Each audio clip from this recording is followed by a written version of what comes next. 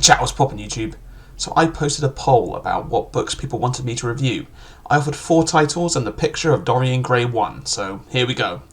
Don't worry though, I will be making videos about the other 3 when I get time, but in the order that they were voted in, I guess. Makes sense. So, a few notes about this book. It's written by the, super duper famous lad Oscar Wilde, and it's one of those books where, like, people get the title mixed up. One of those, I guess, Mandela effects, where, like, people think it's the portrait of Dorian Gray, but the book's called The Picture of Dorian Gray. Anyway, so let's just get into it.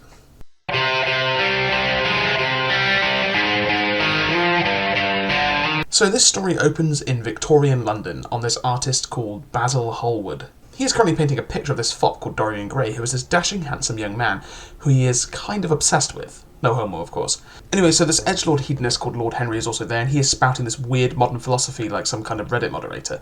I am so smart. I operate on so many levels higher than the average man. You people are not thinking about the question.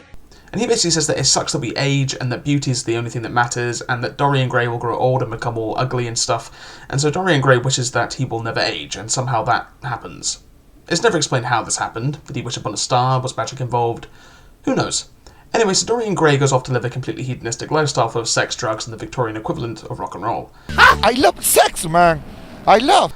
He frames the picture in his house, and then he goes and falls in love with this chick who acts in lower-class Shakespeare plays. And did you fuck Megan Fox, Beat?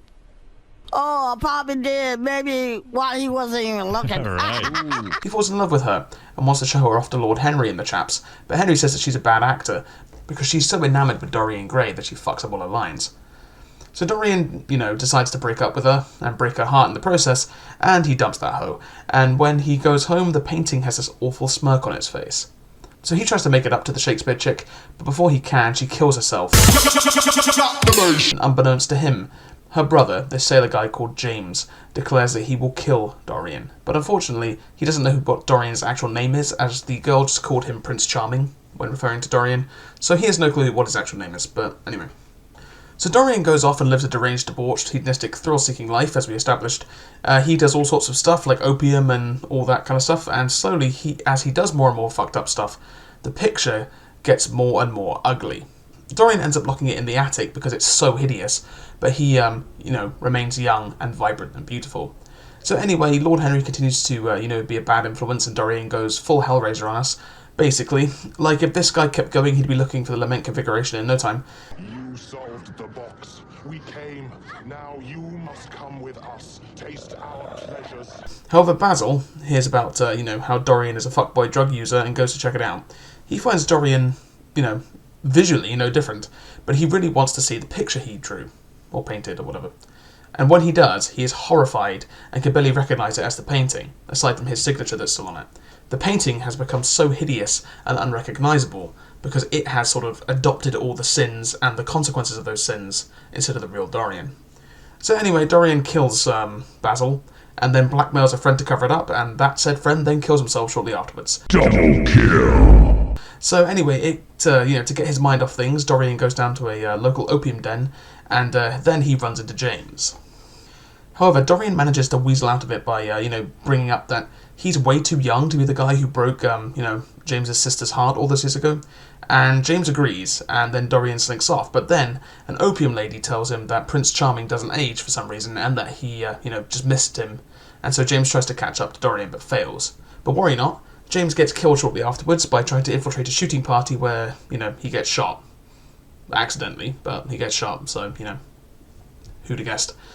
And so Dorian decides that he's actually going to try and be a good, virtuous person now, but the picture continues to get even uglier after this, and he realises that his desire to be righteous is not because he seeks forgiveness or to atone, it's because he's so dulled to the sensations of, evil stuff that he now, the only sort of experiences left open to him that he hasn't already indulged in are to be a good person.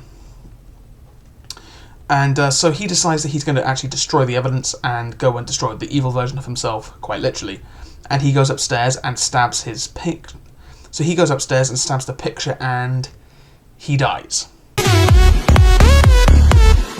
The painting goes back to being beautiful, and the real Dorian takes on all the horrific alterations that have befallen him. He ages and becomes twisted and evil, and dies. His servants rush to the room, and they don't even recognize him anymore, except for the rings on his fingers. The end.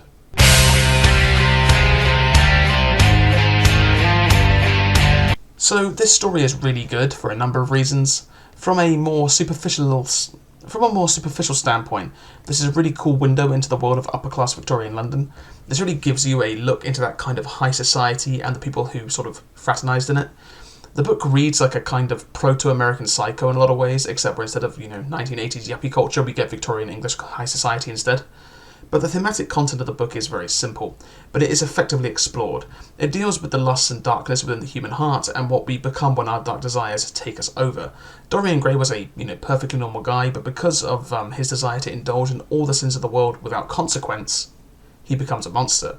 Dorian Gray has effectively no consequences to his actions, and because instead of, the not only physical things like age, but the toll that being evil takes upon his physical self, it never happens. It all gets transferred to the painting. And, when he finally does get consequences for his actions, it actually kills him. And this kind of speaks to the dehumanization that this kind of hedonistic lifestyle translates onto everybody, both the sort of perpetrators of it and the victims of it. Which, we live in an increasingly hedonistic society, so this kind of tracks. You can see this translated to stuff like the overuse of pornography, or just like casual sex and casual relationships, to the point where you become desensitized to what love is supposed to be, and see it as just like an object of flesh, and all pretty generic, kind of thematic stuff. Dorian's own vanity and lust is spurred on by the hedonistic Lord Henry, who is just basically the satanic figure here, who just keeps tempting him. And Lord Henry is a piece of work that every 14-year-old boy probably thinks is a sage. But anyway, it compounds the fact that he cannot age and cannot experience any of the ugliness that comes with sin. It just turns Dorian into a literal monster. This isn't exactly groundbreaking, as we established. Jekyll and Hyde is the exact same thing. You can view my video on Jekyll and Hyde from like a year ago, but it's the exact same theme. But I sort of feel this book is the grandfather of stories like Hellraiser and American Psycho in a lot of ways, both stories that I personally really like. So this book's kind of up my alley when it comes to that kind of thing. It's sort of quite inoffensive in its depiction of the hedonism, leaves a lot to the imagination, and just sort of broadly describes it, which makes sense for the era it was written in. If it was written now, it would probably be full of gratuitous sex and violence and stuff like that, and it doesn't need this. And in my opinion, this sort of inoffensive depiction, it actually elevates the vibe of the sort of gentlemanly veneer of English high society. So I think it works in the book's favour, even though it feels more like a sort of hindrance of the time that it was written in. Overall, from a sort of nitty-gritty standpoint, it's very well written, and it has compelling characters and a fascinating exploration of the human condition. I would highly recommend this one. The only thing which is, I don't know if I want an answer or not. I don't think I do want an answer. It's just weird that it's never explained. Is how does Dorian cast this spell on himself in the first place? Was it a deal with, like, in some stories it'd be a deal with the devil or black magic or something like that, but here it just happens, and I kind of like that. I like the fact it's not explained, but I don't know if that kind of thing bothers you. Full warning, it's going to bother you. So yeah, that was the Picture of Dorian Gray. Thank you very much for watching. Make sure you like and share and subscribe to this channel if you like this content. And as far as other stuff goes, if you like this book, you'll probably like Jekyll and Hyde. The Strange Case of Dr. Jekyll and Mr. Hyde. You can find my video about that. I'll link it. And if you want to check out something that I've written, head over to my website and check out my short story, Colours. It's been up there for a while now. I need to release a new short story on there. But it's a story about AI, basically. Thank you very much.